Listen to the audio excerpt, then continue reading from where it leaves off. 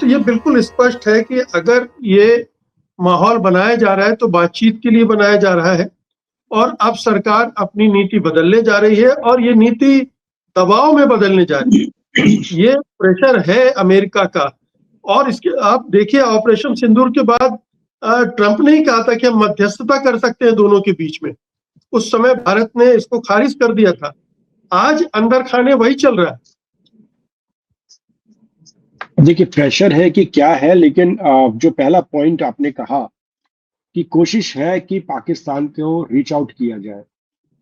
सिर्फ ये तो बयान आरएसएस का भी आया, लेकिन इसके पहले 2 मीटिंग्स कहते हैं ट्रैक 2 या एक बहुत ही सेलेक्ट डिस्कशंस हुए हैं। जो पुराने आईएफएस ऑफिसर्स हैं, दोनों तरफ के डिप्लोमैट्स और कुछ सेना के, इसको इंडियन एक्सप्रेस की न्यूज रही है आज से 3-4 दिन पहले की। तो एक डिस्कशन तो वो हुआ है ट्रैक 2 लेवल पे, और वो भी वेस्ट एशिया के अंदर हुआ है।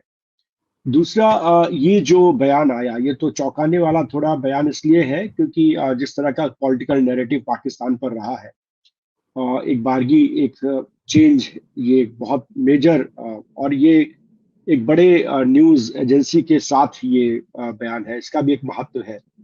तो कहीं ये एक सिग्नल है कि शायद पाकिस्तान के साथ सरकारी तौर पर कुछ रीच आउट होगा, और उसके लिए एक आइडियोलॉजिकल, या आप कह सकते हैं कि जो राइट विंग के अपने एक एक्टिविस्ट कोर ग्रुप है, उसको समझाने का एक प्रयास इस रीच आउट के थ्रू या इस इंटरव्यू के थ्रू किया गया है।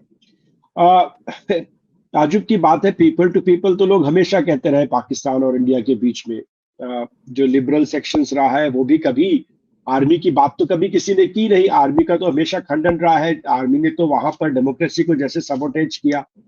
सारे लोग ही सिविल सोसाइटी की बात करते रहे कि पाकिस्तान में असमा जहांगीर का एग्जाम्पल है। बहुत सारे पाकिस्तानी सिविल सोसाइटी मेंबर्स, बल्कि जो लोग सिविल सोसाइटी की बात करते रहे, पीपल टू पीपल कांटेक्ट की बात करते रहे, उसका मजाक उड़ाया जाता रहा संघ परिवार के द्वारा कि जो आतंकवाद फैला रहे उनसे बातचीत कैसे होगी, और खेल के मैदान में हाथ मिलाने से मना कर दिया गया। ये भी हमने तमाशे देखे हैं। जी बिल्कुल।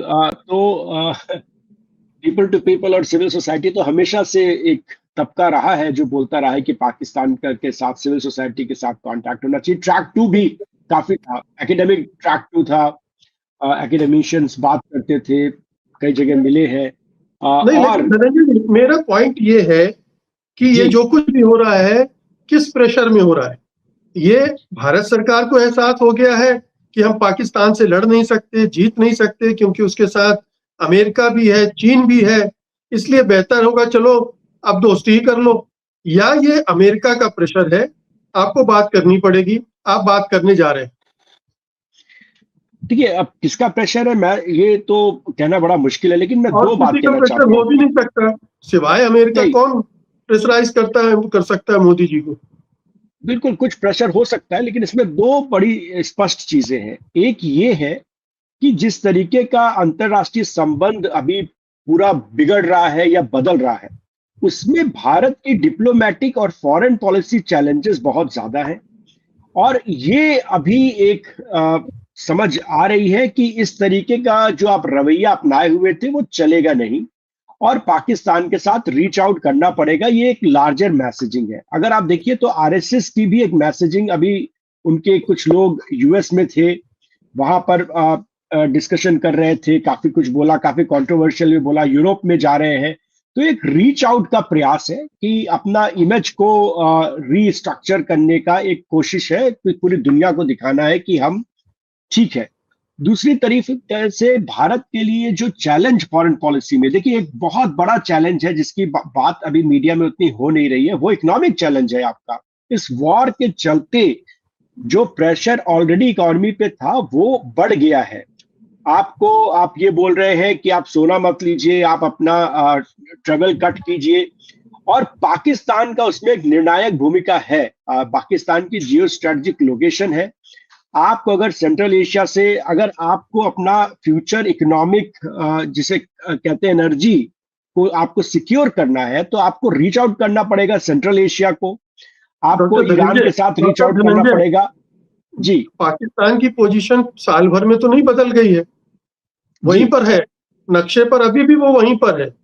और ये सारी चुनौतियां उसके पहले भी थी, उससे कोई बदलाव नहीं आया। ये बदलाव क्यों आया है, सवाल ये बड़ा है कि आपकी भाषा, आपके तेवर अचानक क्यों इतने नरम पड़ गए? आप क्यों इस भाषा में बात कर रहे हैं? देखिए, उसका मतलब इकोनॉमिक इम्पेरेटिव है, लेकिन उसका सीधा सीधा ये है कि आप फॉरेन पॉलिसी में अलग थलग है। आपको अपनी फॉरेन पॉलिसी को रिस्ट्रक्चर करना पड़ेगा। जिस तरह की आप विदेश नीति अपनाए हुए थे एग्रेसिव, वो आपको कुछ उसने पे ऑफ नहीं किया, उल्टा उसने आपके लिए प्रॉब्लम्स खड़ी कर दी है आज। और देखिए, आपने ट्रम्प के पाले में रख करके बहुत कुछ गेम खेलने की कोशिश की, और वो आपको वहां से ही आपको प्रॉब्लम्स आती रही हैं। तो ये प्रेशर तो दिख ही रहा था भारत के ऊपर, इसको स्पष्ट तौर पे कोई बोल नहीं रहा है। आप ईरान से आप रशिया से तेल नहीं खरीद सकते, अभी नहीं खरीद सकते। आप ईरान के साथ आपने जो किया उसका खामियाजा है, बहुत तमाम चीजें हैं। तो ये प्रेशर तो इंडिया के ऊपर है ही है, मतलब ये कोई छुपी हुई नहीं बात नहीं, नहीं है, इसको लेकिन लोग बोल डॉक्टर नहीं रहे धनंजय, हैं। माफ कीजिएगा, आपको आज मैं बार बार टोक रहा हूं। ये जो पाकिस्तान का मसला है, ये मुझे लगता है जी सबसे कोर मसला है भारत मोदी सरकार के लिए।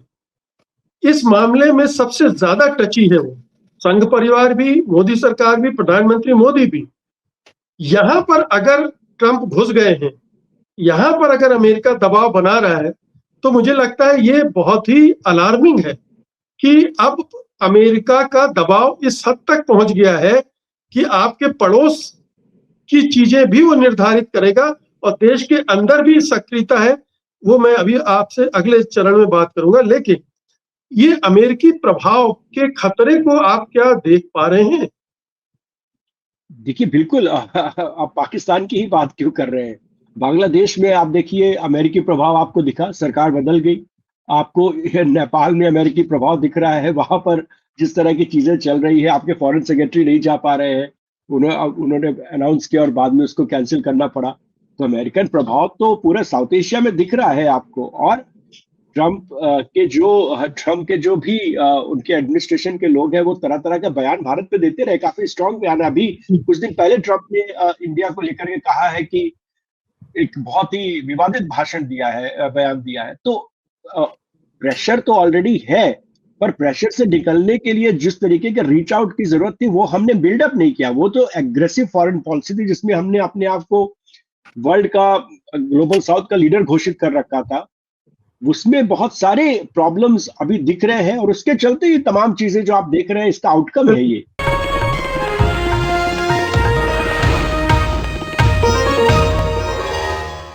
Copyright disclaimer under Section 107 of the Copyright Act 1976. Allowance is made for fair use for purposes such as criticism, comment, news reporting, scholarship, and research. Fair use is a use permitted by copyright statute that might otherwise be infringing.